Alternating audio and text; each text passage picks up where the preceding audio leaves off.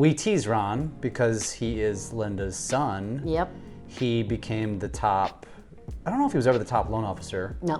Top region though. Yes. And then became the president of the company. You know, how did you have a vision for Ron when he was in college and that he was going to come into this business? Absolutely not.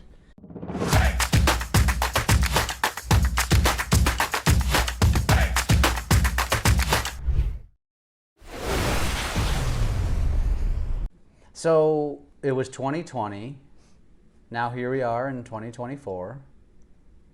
Doug's effectively gone. He's just on the board. And you're still here. I'm still here. If I had asked you back in 2000 and said, you're going to outlast Doug, what would you have said?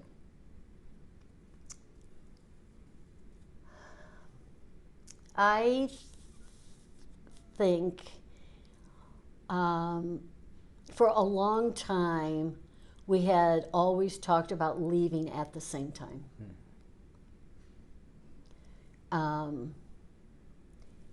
But then the ESOP came along, and we talked Ron into coming inside so that he could eventually take over.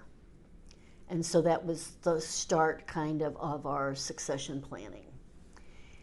And I'm not going to retire until I know that all of Ron's pillars are strong under him. Mm-hmm. Because this isn't a one-person job. Yeah. And so that's where we are right now. You know, I think in the next few years that'll all be happening and it'll all be good. Well, then that leads me to Ron. Ron. Ron is your son. He is. He is your first and only. And as I like to describe it, one of the reasons we left, by the way, Doug gets it all wrong when he describes why we left and why we came back, but I just let him have his story. Okay. But one of the reasons was because of, it was succession, yes, but it was also lack of growth. Doug couldn't give us an answer for how he was going to help us grow. And part of the reason why we felt like we couldn't grow is because every time I had a conversation with a loan officer, because at the time we were basically St. Louis based, yeah. And you didn't really have a plan for getting outside of St. Louis. No. None of us did. No. And every time I would talk to a loan officer, we'd always be competing with Ron. And the loan officer would say to me, well, it is Linda's son, so I feel like I could probably get more done. I'm like, bullshit. I'm like, she's my mom too. Just I didn't come from her womb. That's I'm right. like, but that was part of the problem, is that and when we left, the first thing I said to my partner at the time, which was Nate, I said, the one thing I have to figure out is how do I compete with Ron now that we're not at USA? It was always Ron. It was never USA. It was Ron. And not in a bad way, because Ron and I always had a good relationship, yes, even when we were here. Yeah. But he was also competition. It's just the way it is. Right. And so we tease Ron because he is Linda's son. Yep. He became the top, I don't know if he was ever the top loan officer. No. Top region though. Yes. And then became the president of the company. You know, how did you have a vision for Ron when he was in college and that he was going to come into this business? Absolutely not. And it wasn't until he graduated that I said, well, what do you think that you want to do? Where are you headed? Are you going to get your master's? I mean, you know, where are you going? And it looked like I should have known. And he said, I'm going to work at USA. And I said, oh, you are? Well, okay. And I guess I should have known that, but he never really talked about it. But, you know, he knew Doug since, I guess he was about 12. There's about a 15-year difference between, no, there's more than that. Anyway, yeah, there's about a 15 years difference between them. He's 60, okay. Ron's 47. Yeah. So he knew Doug early on. And he was Basically just, since day one. Well, no, I guess not, no, because you before didn't that. connect with Doug. Before, when we were at Gundecker. Got it. And so Yeah, so back into the I probably think 80s. he was like, wow, he makes money, he has this cool car, he's got a house. And I think he was just like, well, I got to figure out, what I'm going to do. So I think I'm going to try this. And, I just believe in opportunity. And I've given a lot of people opportunities. And some of it take it and go with it, and others just don't know what to do with it. So I don't feel like I handed it to him. He started at the pricing desk. Yeah. And he had other jobs all in between until he said, I think I'm going into sales. And so he became friends with the Suntrip brothers. And they did a kind of a combined branch. And so Suntrip was using Salesforce at the time, and all these leads, just think how many leads they get, people wanting cars. And so the leads were supposed to be funneling over for Ron and them to call and to do things. And then they started Suntrip homeowners insurance and all that. And obviously Butch they didn't know the mortgage business. And Ron wanted to grow and let's hire this and this. And they were just kind of like, even though they were doing okay, they weren't. And so once they parted ways and Ron started his own, it took off. It just totally took off. And he became a third of the business. Yeah. So Then the threat to Doug at that point, or the Yeah. threat to the company, I guess, more than anything. And so that's really how this came about. And so he put in the time, he works ding to dong, and he took advantage of the opportunity. And That was my next question. Which is, because right or wrong, Ron gets, people are going to look at him and say, well, of course you are where you are. Oh, I mean, we can't help people from feeling that way or speculating. I gave Jane a job in the mortgage industry when she was right out of high school. And, she's plugged away, where now she's over the closing department. I mean, there's lots of people, and you give them all what I think are opportunities. And some of them walk away from those, and others say, well, I'm really going to try, and I'm going to make this happen. Mm-hmm. So, but it's got to come from the person. Yeah. I don't think that anybody that deals with Ron on a consistent basis would feel like he was handed this job, because he does such a good job. Mm-hmm. And he does a far, far better job with the loan officers and the RVPs than Doug and I ever could have done. Mm-hmm. So was there ever a point in time when, Ron came to you and said, I want this, or I want that, or I expect this, or I expect Never. that? Really? Never. That was Doug and I. Ron had talked about starting his own. And at the time, there wasn't anything contractual or anything, that we could lean on. And of course, Doug always said, well, even if there was, I'm not going to do anything. He's your kid. So anyway, that's when we started bringing Ron in and talking to him and talking about the ESOP at the same time. And he wanted the opportunity. And so that's what we did. Interesting. Any good stories with Ron? I mean, you can't really, I guess you could have. Do you ever want to fire Ron? No. That never came about, huh? No. So you wanted to quit Doug and strangle him and all the things, Oh, yeah. but no really good juicy stories with Ron. No, never. No, we've had, I'll tell you, working with your children is really, really different. It really is different. And you have to kind of say, because you know our family is extremely close, and so you can't take it with you. His wife Jessie has done a good job at trying to control us in the family setting. You know, we don't talk about work or whatever. Poor Jessie. Yeah, she, you know, I think everybody gets sick of hearing of it. But you know, Kelly, my niece Wittenauer, she runs our charity, and she does a fabulous job with that. Again, we gave her an opportunity. This turned out to be her thing, and she's raised millions and millions of dollars for charities. Mm-hmm. So we are very grateful for that. Matt Hansert, he's our part-time loan officer. He's my cousin. So we've got... Family affair. We have got, a few family members. So, no, never ever wanted to fire Ron or anything like that. I think the future is going to be really interesting because he will essentially be on his own. Yeah.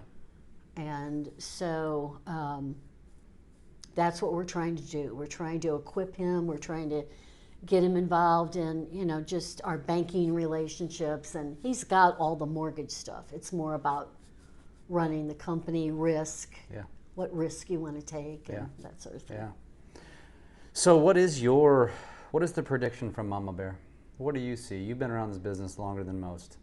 We want to get back to $5 billion. That's where we're going. But some of it's uncontrollable. It is absolutely uncontrollable. So what is your prediction? What do you see happening? I think it's going to roll around again, all in our favor. I just don't see it this year. But, you know, I don't want to see war, but if we would ever get engaged in a war, rates are going to crash. There's just so many things unpredictable about the rates. But I can remember when I bought a house for 12%, I can remember when my sister paid 16%. Yeah. So if the inventory opens up and the mindset of the consumer comes around to 8-9% or something like that, then we'll be back. We'll be back. Sure. So it's really a one day at a time industry, and you got to be focused, and you got to have, where are we taking the company? We're going back to $5 billion. And, you know, we have plans to do that. You know, it's going to take us a few years, but what it does to everybody's shares, and, you know, the company is, the bottom line goes to the shares. It's not, you know, it's not going to anybody else. And so, and we don't have any the employees are the shareholders, but we don't have any private venture capital money we have to worry about. I think going public is not what we want to do. We just hear from so many LOs that want to leave Guild because it's not the same place. It can't be because now you've got these outside shareholders. They want the dividend. They want the, and it's that is never the culture that we want. Yeah. So doesn't sound like a prediction. $5 billion. It's more of a it's gonna happen. Oh, I think that we'll get to the $5 billion. What happens? You know, is there a vision for beyond that? You know, that would be up to. That's really be up to Ron, and you know, the $5 billion mark. So some years you're going to be 4, and some you're going to be 6. So around that, you know, is where I think we really want to stay. And I don't know if we would have the opportunity to buy a company. You know, maybe that would happen. Yeah. I don't know, but I think the goal, and I think what's going to happen is we're going to be that great mid-size company, and also start servicing. That is definitely one of our goals. Been talking about that for a while. Yeah, start servicing That's just an extra layer of protection risk for the company. We want to do that. And then we'll see. Now, we've started joint ventures, as you know. We have 2 very small ones, but we just signed the paperwork with Realty Executives International. And so we are starting the first, they want smaller JVs rather than one huge one. So we're hoping to launch by June 1st. All the paperwork is signed. Missouri, I think Illinois, and Kansas. And all of Missouri, Kansas City, et cetera. And then I think stretching into Kansas. Wow. So that answers another question about the future. The future is going to revolve around partnerships, which is really the core of this business, Yes. which is real estate and purchase business and that sort of thing. Yep. I love it. Do you think that you think this current cycle that we're in is just a cycle? Mm-hmm. And it'll go back to the way it was basically post-crash. Yeah. You heard it here first. That's just, we've been through so many ups and downs. I can tell you, I think it was 2009 when things were kind of bad or whatever. We had some warehouse lines, but we don't have near the quadrillions that we got now. And Doug was on vacation, and I called him up and I said, we're out of warehouse lines, and we got loans to fund. I remember that. Oh my gosh. And we funded every loan and every loan on time. But we were using our own money, and then as soon as one came off the line, we used another. And we were just working and working it until we got some more lines and it all, adjusted back to normal. Playing Tetris or something. Yeah, so those are the things you have to do. What are you going to do in retirement? I don't really know. Come back to work? No, I'm going to try not to do that. I don't know. I can't just sit. I know that. So I haven't really gotten into these websites yet, but I did find some websites that say, work that you can do from home, work for, I don't know. I don't know what I'm doing. You're going to be schlepping cryptocurrency or something, aren't you? Probably. I don't know. Well, what are Linda's hobbies today? Don't really have a lot of hobbies because when I'm not here, I'm primarily with the kids. So that's your hobby? Yeah, Kids, grandkids. my grandkids, yeah. Travel? Well, we haven't traveled as much as we have in the past. But we're putting travel back on the agenda. Just a few years ago, we went to Cuba. Just you and your husband? Yeah, well, and some friends. Okay. And I wish I could put everybody on a boat to Cuba. We didn't. We did go to Havana, but we were on a cruise that went to other places. And I just think this isn't a political commentary, but everybody needs to see what socialism is for themselves. Interesting. And that's the reason why you want people to go there, not because of maybe the beauty of the country. No. Yeah. I want everybody to see that. In other words, to give them a taste of this is what reality could be. Yeah, so our tour guide on the buses was a dentist. She made more money as a tour guide for an American company than she did as a dentist there. Wow. Interesting. And they're a joyful people. They're a proud people. They probably don't know any better. Huh? They don't know any better. They don't. And this little shack of a house, the bus driver, it was his house, and he took us by. He was so proud of it. Cost him $12,500, and they don't have loans over there, so he had to save, and he could not have been more proud. Wow. Okay, so where is if I said you have to pick a destination right now for your first retirement trip, and it's got to be somewhere you've never been? Tahiti and Fiji. You knew that one. I already knew that one. Yeah. Okay, you're gonna take a long ass flight. I've been to China, been to Japan. What is the most favorite place you've ever been? Most favorite. What's a place that you went to and you said, I'm definitely coming back here? No place. There's too many places I haven't seen. Really? No, but you've had a vacation that okay, how about this? Let me ask it a different way.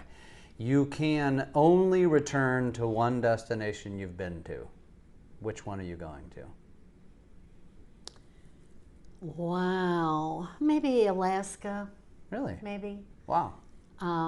China was very difficult, although this was a long time ago. I was going to say, it's getting more difficult, probably. It was very, very difficult. And